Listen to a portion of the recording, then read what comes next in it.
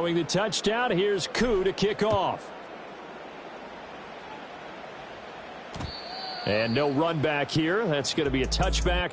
And we'll bring it out to the 30-yard line. The Cardinals offense and Kyler Murray headed back out onto the field. And as we show you some of the highlights from earlier, he has been instrumental in getting his guys the lead as he looks to finish strong and close this one out.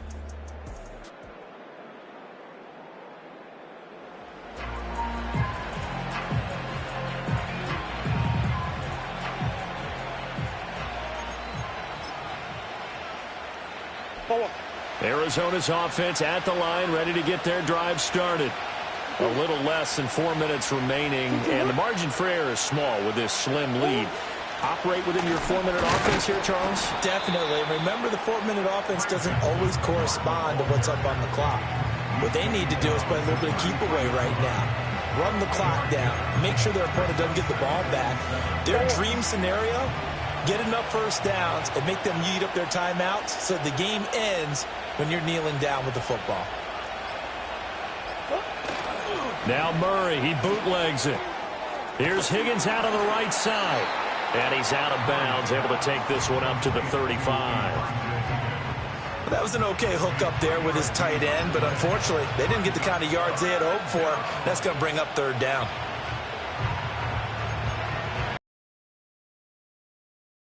Bigger plays in the game thus far. The crowd getting into it as we come up on a big third down. Murray now to throw. And that one complete once again to Higgins. It'll be a gain of just a yard, and that's going to make it fourth down. I hate to surrender the football when you're nursing a slim lead, but they're going to have to punt it away. Trust that defense.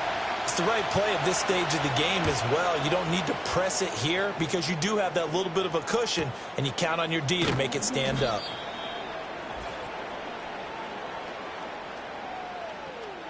So it's Falcon football as we welcome you back. They come up on a 1st and 10, desperately needing a score here on what could be their final drive.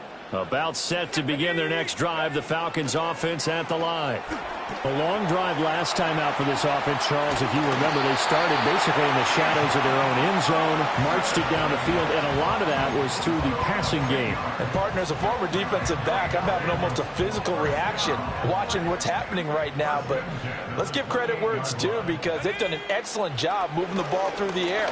Secondary getting picked apart. Pass. Know that they're not going to be shy about throwing that football.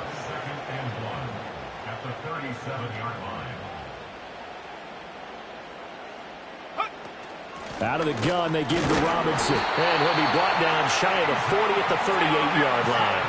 Plenty of time. All 3 timeouts still remain. Here's 1st and 10 now. And he can't get a throw off. He's taken down. What a huge play at this point in the game.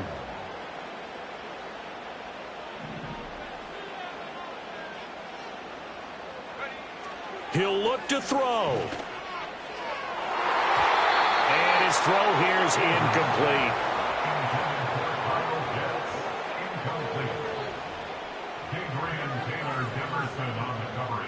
This definitely 4-down territory at this point, but a critical 3rd down here. Back to throw.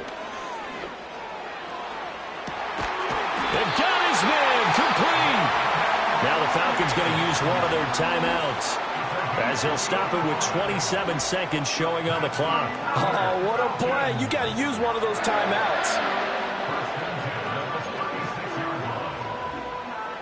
This is 1st and 10.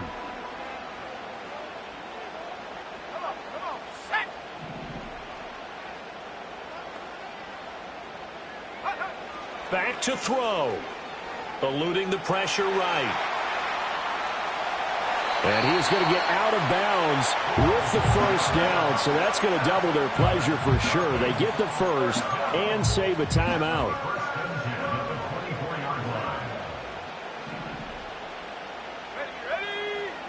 They'll look to throw.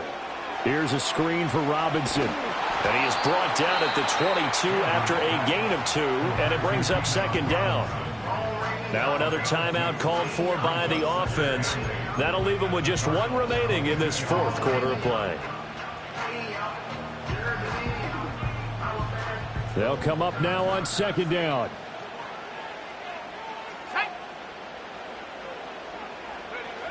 He's back to throw. And he can't get a throw away. He's taken down. Joe Tryon-Shoyinka showcasing the pass rush. It's now third down.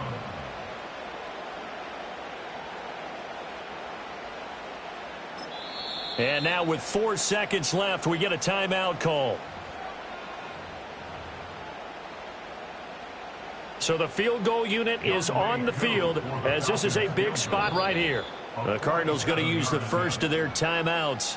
And as the two teams talk it over on their respective sidelines, we take a break.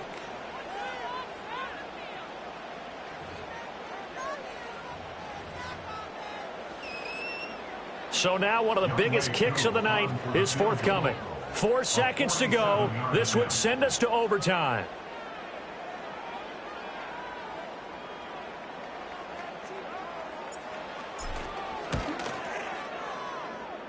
And this one looks good. It is good. Right down the pipe. And in the fourth quarter, this game is tied. And we have free football overtime. Here we go, my friend. And the way this game played out, this is exactly how it should end, going to overtime, because neither one got an advantage today. It's a little teaching moment here. Overtime rules. Remind us how this goes, partner. Okay, so in the past, we had sudden death. First team to score wins, but no longer. Now, if the team receives the ball, scores a touchdown, they win the game. If they kick a field goal, though, or don't score, the other team gets a possession. And after both teams get a possession, then we're into sudden death. First team to score wins the game. Young Wei Koo to kick off for Atlanta. So it's the Cardinals set to receive it. They'll look for a winning drive as we get this overtime period started. And no chance to see a return on the dynamic kickoff. They'll move this out to the 30-yard line. Here's the Arizona offense now as they get set to take over. Well, they fought hard to reach this point, Charles, and now what an opportunity. They've got the ball first, a chance to take this overtime win away from the hostile crowd. And you know, as the quarterback steps into the huddle, the first thing he's telling his team is, remember, we need 6, not 3. So we don't need a good drive.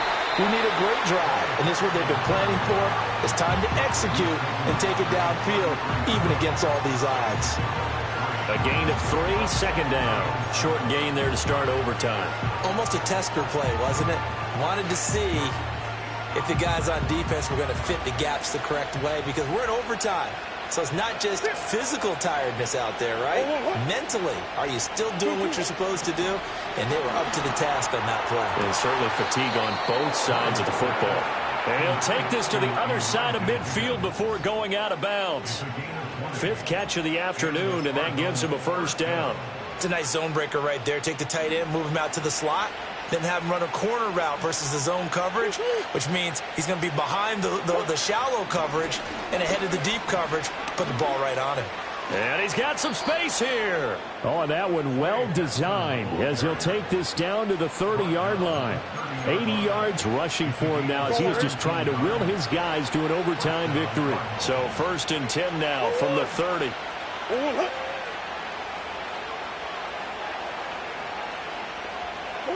Here's Murray as he sets to throw it. Got his man complete over the middle. It's Higgins. And inside the 20 before he's brought down. A good gain again. That's now 31 yards combined on those last 2 plays. Another nice play there. They've gotten down into the red zone in no time at all. That's what this offense can do when they get on a roll. And now they're set up with a 1st and 10. So the ball down to the 16 here for 1st and 10. Murray going to throw. And this will be caught. It's a touchdown. And absolute stunned silence here as they have come in and stolen this one in overtime. As the fans exit back out through the turnstiles, not happy looks on their faces. Feel like they probably let this one slip away at home in overtime. I would agree with that, and their unhappiness, Hurts the guys at the concession stands on the way out, right? Not stopping to buy something for the kids. They just want to get home. But what a dramatic way to finish this bad boy off. I mean, this game was dramatic all the way through. That's why we got to overtime. And then to go ahead and finish it this way, the fans screaming out unhappy. But the team that came in here and won this one on the road, they sprinted to their locker room. And speaking of buying things, dinner on you tonight, Davis. I kind of figured that was coming.